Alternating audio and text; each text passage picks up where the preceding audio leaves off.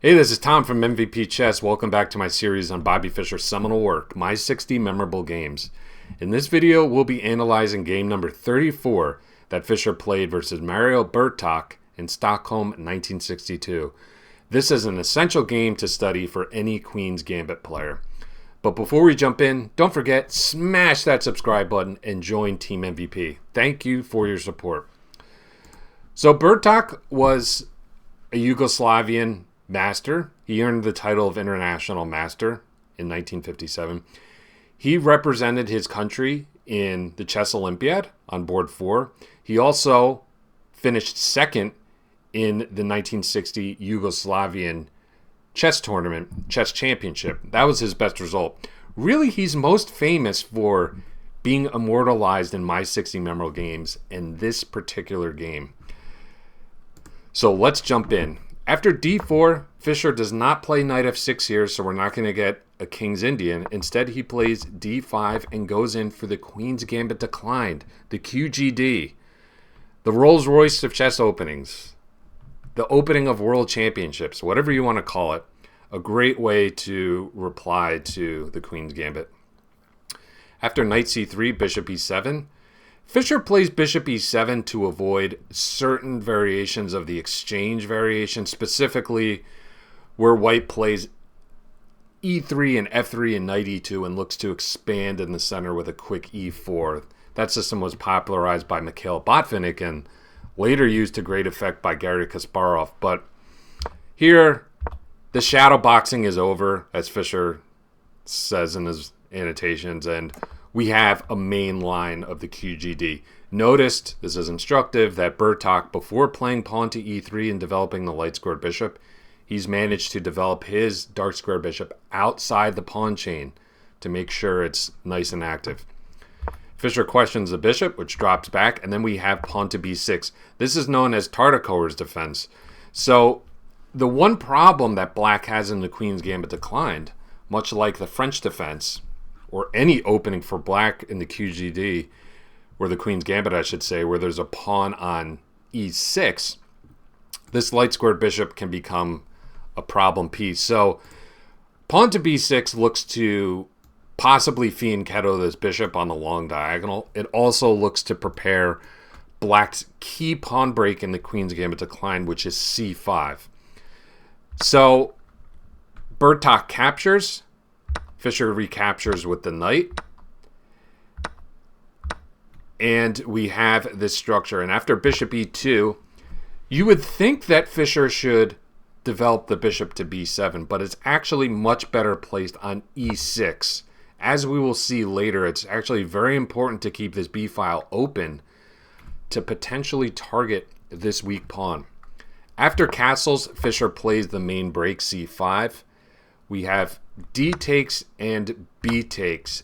So what we have in this game is the so-called hanging pawn structure. Okay, and these occur when these pawns are side by side. Notice there are no pawns on the b file or the e file to defend them. So depending on circumstances, these pawns can become a huge asset or a huge liability. Right now, and this is what Fischer argues, is that these are a huge asset because they're controlling, as you see, so many critical squares in white's position, and they have a huge cramping effect on his pieces and on his activity. So let's look how Fischer exploits this. Bertok connects the rooks, and before developing the queen's knight, Fischer brings the queen to b7.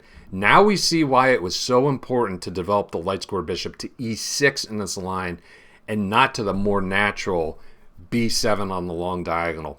The queen slides over to the b file and is now targeting this weak pawn on b2. Very instructive. So Bertok defends, and then and only then Fischer develops the queen's knight. So Fischer's rooks are connected. Both players have completed development. And in this position, Bertok played knight e1. His idea is to reroute this knight to d3 and to start pressuring black's hanging pawns. Fischer said, what else? It looks like kind of a bad move, kind of a passive move, but he just states that these pawns are just controlling so many of White's key ideas and really limiting his piece activity. So Fischer continues with his queenside play, pawn to a5. Okay, you can imagine the queen possibly sliding up to b4, challenging this queen on a3, looking to undermine the defense of this pawn on b2. And after knight d3, Fischer plays what looks like a rather anti-positional move here.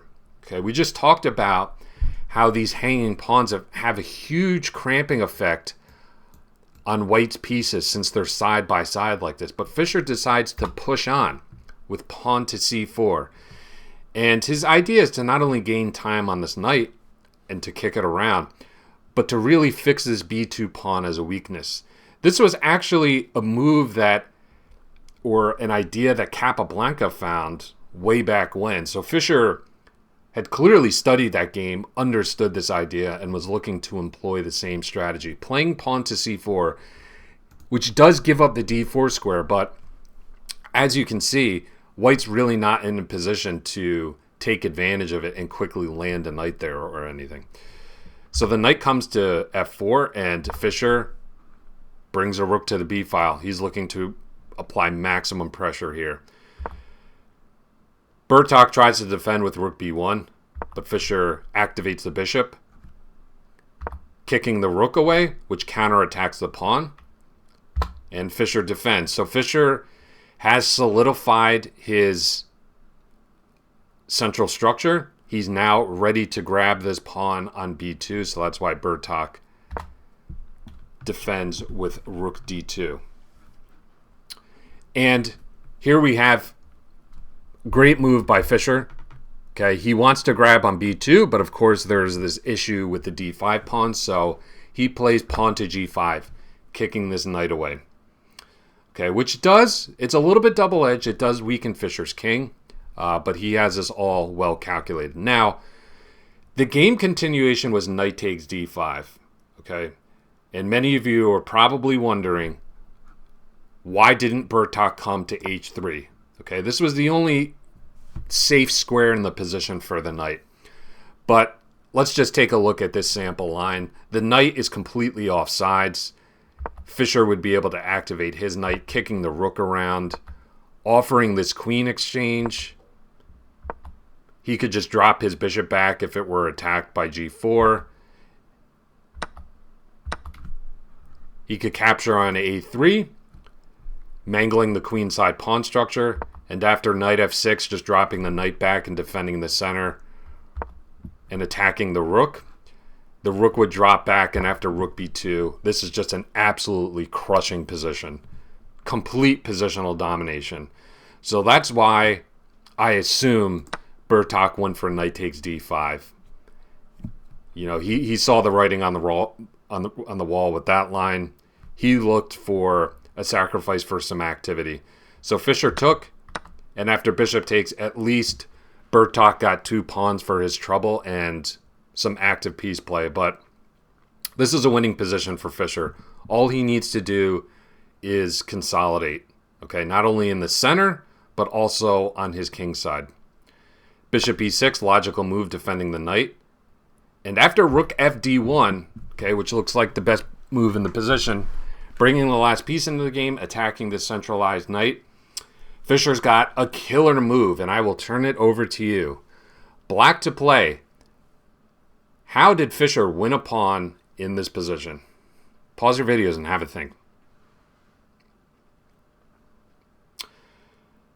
So congratulations if you saw 2 things. One, the pressure that black has potentially on the g2 square, and also the undefended bishop on c4. Loose pieces drop off. That's why Fischer was able to play knight takes e3 in this position. Boom. Great move. Threatening the not so subtle queen takes g2 checkmate, which is why Bertok recaptured and Fischer grabbed the bishop. Okay, so now Fischer has a completely winning position. All he needs to do is consolidate his position on the king side. And of course, Bertok's only counterplay in the position is to look for a direct assault on the king. that was weakened a little bit by the g5 pawn advance. So we have pawn to h4. Fischer takes time activating his rook. Okay, we don't need to worry about this b2 pawn anymore. Fischer removes it from the b file. He's up a clean piece. All he needs to do is consolidate, so he just looks for activity for this piece. Queen g3, queen e7. Nice move by Fischer.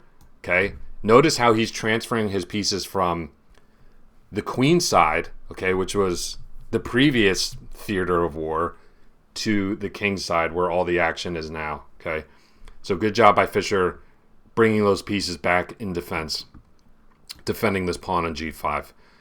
We have bishop dropping back to e6 after b3, and then f4. So Bertok just looking to pry open Fischer's king position and launch an attack. I will turn it over to you for the last time. Black to play.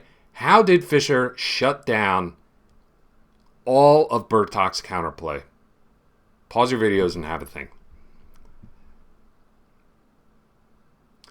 So anytime you're attacking your opponent's king, you're looking to create open lines, open diagonals, open files so that your pieces can attack. As a defensive side, of course, you want to keep the position closed and keep these lines closed. So congratulations if you found Fischer's move in the game, pawn to g4. Boom, great move, supported by this bishop. The g file is staying closed, and this grinds Bertok's quasi-attack to a halt. After h5, queen c5, rook f2, and another nice move, bishop f5, just blockading this pawn on f4. Bertok resigned the game. What a masterclass by Fischer.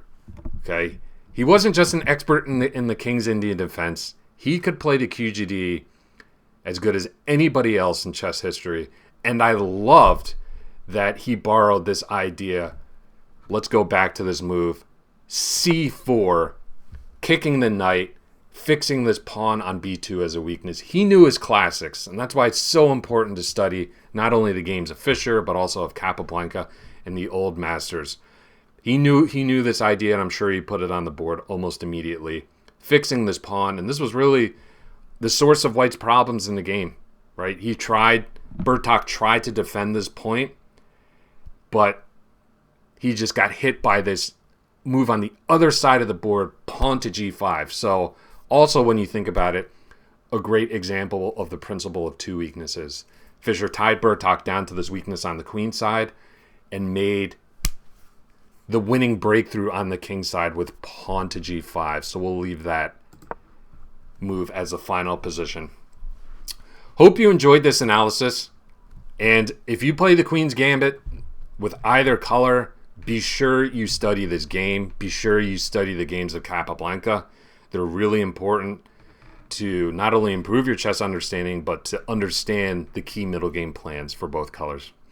So don't forget, smash that subscribe button, join Team MVP. You're not going to want to miss my next installment, which is game number 35. We're getting there. Thanks so much for watching, and have a great rest of your day. Take care.